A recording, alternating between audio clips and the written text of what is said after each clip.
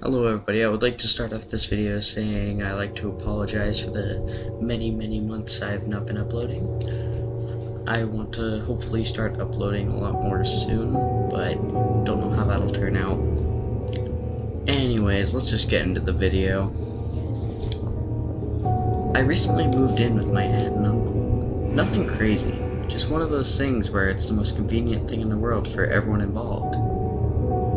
Even if I was bringing a temperamental dog with me, for the most part, we get along really well. Until recently, the biggest issue I had was my aunt's seeming addiction to fairy lights, as she called them. Little golden white Christmas lights strung all over the house, inside and out. A circle of them found around a tree by the front drive, strings of them around the back patio by the door, little bundles of them in the corners of the dining room and living room. Plus, a bell jar stuffed with them down in the hall. All the bedrooms have them hung over the windows. She even added a string along the windowsill of the room we moved into. Always on. I prefer proper darkness once it's bedtime, so I'd unplug them whenever she was gone for more than the night. For politeness' sake, I'd plug them back in when she got back. I figured they were just how she liked to decorate, and it wasn't worth messing with. The only odd thing I found out really was how compulsive she was about having them on all the time. I think I get it now. I wish I didn't. I mentioned that I brought a new dog with me when I moved out here. We live in the desert, so our longest walk of the day tends to be well after dark, when it's cool and there are no other dog walkers to disrupt her training. We always take the same route around the neighborhood, down to the wash, then up the street that runs alongside. Then back under and down. About halfway up the street, along the wash, is the neighborhood oddball. Their driveway is packed with the junk in true hoarder style. There's furniture and junk electronics heaped up in front of the garage. And if not itself, not so strange. But then there's the enormous antenna built right in their front yard, plus the many cameras installed on the otherwise small house. I always figured out that the owner was a UFO enthusiast, plenty of those in the desert, and passed by without incident or thought. One night though, something in the yard caught Cal's attention. She's a pointer. She lived up to that, turning as we passed by, staring into the shadows of full attention. She fixated on the shrubs at the edge of the yard, alternating between twisting back to point at them and dragging me away down the street. Normally, I'd have properly focused on her leash training and made her slow down and stop pulling, but something about it put me on edge too. At the time, I chalked it up to too much time watching Stranger Things, reminded myself the Upside Down doesn't exist. No Demogorgon was going to come out and snatch me, and turn the next corner at the Briscoe. Cal went back to sniffing over the ground, and the rest of the walk passed normally. Still, her behavior was unusual, and for whatever reason, it stuck with me.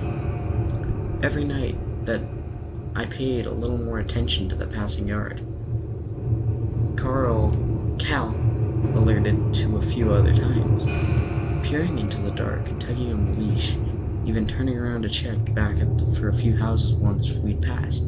I wrote it off. Probably some alarm that put off an ultrasonic frequency that was bugging her. Whatever it was, she went back to normal once we turned down the next street. Nothing to worry about. After what happened this winter, I'm not sure anymore. I'd been watching TV, so it was approaching midnight when we left the house. It was a full moon, the last supermoon of the year. So bright, I actually cast a proper shadow. The light falling over the neighborhood was so pretty, pale and silver and blue, and I didn't feel like grabbing a flashlight. I hardly needed it to see. And after all, why not enjoy the spectacle? I took our usual route, hardly paying attention to the gardens as we passed.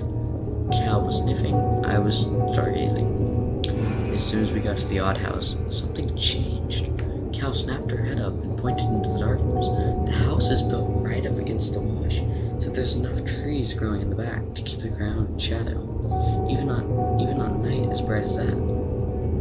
It was almost impossible to make anything out. I had written off her fixation on the house as a result of whatever electronic noises it might be making. So I just tugged her leash to get her attention and kept walking. It wasn't until I turned the corner and passed a few houses that I realized Cal was still on edge. She kept looking behind us, staring into the gloom, ears up, fur bristling. Everything about her read fear and anxiety. I was instantly freaked out. I wanted to blame my overactive imagination. I tried to laugh at myself for worrying that some monster was going to come snarling out at me from the shadows. But something was prickling at me. Something that made me want to drop any pretense of maturity and run for home. I was halfway down the block at this point. Cal was totally ignoring me, focusing completely back down the road. I didn't see anything, but every animal part of my brain was howling at me that I was in danger. That vague but penetrating, once under my bed, afraid of the dark fear that you try to tell yourself you've outgrown. By now, I was walking backwards, peering down the road. I've never looked at anything as hard as I looked to that empty street. I was almost ready to convince myself I was overreacting to the dog, when I saw motion in the shadows. Something was creeping along the edges of yards, clinging to the darkness by the walls and shrubs. It was close, so close it seemed impossible that I missed seeing it. Maybe just 2 houses away, and all of a sudden I was aware of its smell. Sickly sweet, like meat in the first stages of decay. It was faint, but it was definitely there. In that instant, I felt like there was ice running from the base of my skull down to the backs of my knees. I was utterly terrified, though for the life of me, I still cannot put it into words what made me so afraid. Some part of me was just convinced that I was about to die. So I did the only thing I could think of. I charged right up the driveway to the nearest house to bang on the door, and begged them to let me inside before something awful happened. About halfway to the door, one of those motion-sensing fixtures clicked on, lighting me up in a warm gold spotlight, and all of a sudden I realized how absolutely insane I must look. Sweating, panting, with a hyped-up dog, knocking on someone's door in the middle of the night because of a shadow. It just stopped me in my tracks. The fear was still there, but the sense of immediate pending death had lifted.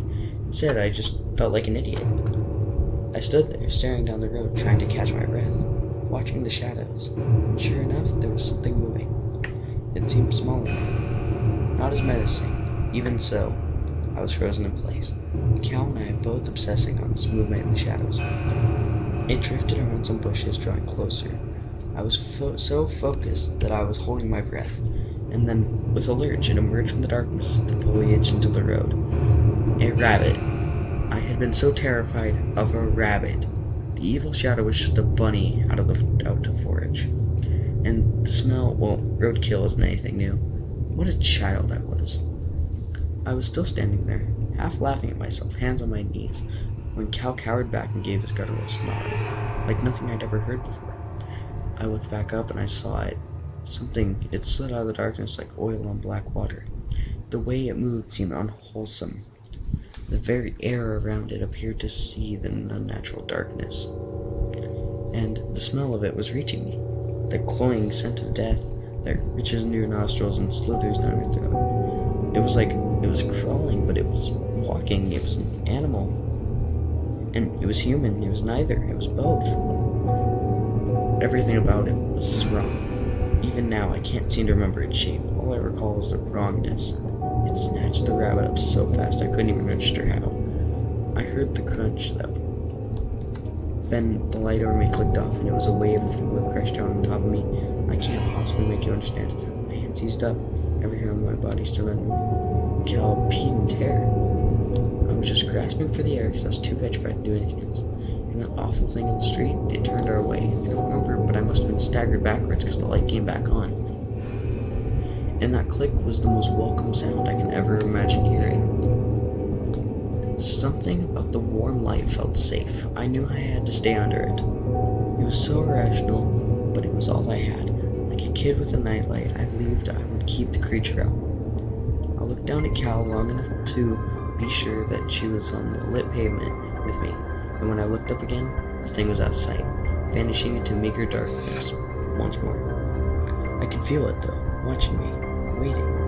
I paced that spot for hours until my feet ached, unable to stop to the fear that my golden sanctuary might be extinguished.